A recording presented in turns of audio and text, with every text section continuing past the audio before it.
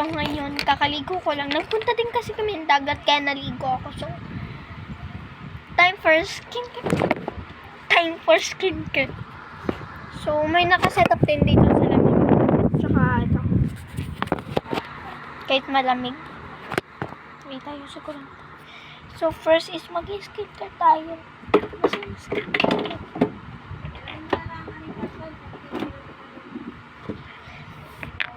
Sa birthday ko, magkakakwarto na ako, guys. Sa birthday ko, April 10. I'm so happy. Kasi, matagal ko nang gusto magka-kwarto.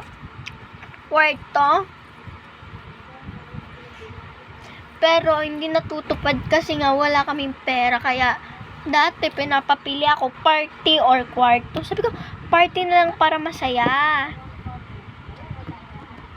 Pero hindi ko napili yung kwarto. So, papatuyin ko muna to. So, come back na lang. So, iaano ko na pag napatuyo ko na to. So, tuyo na to, guys. So, next is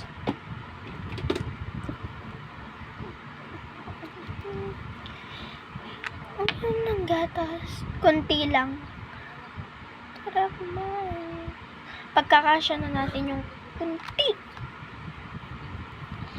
Kasi hindi naman tayo alis.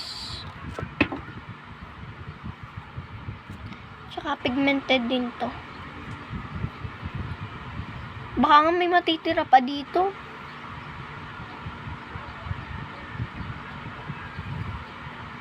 Ah, diba? Tama ako, may matitira pa.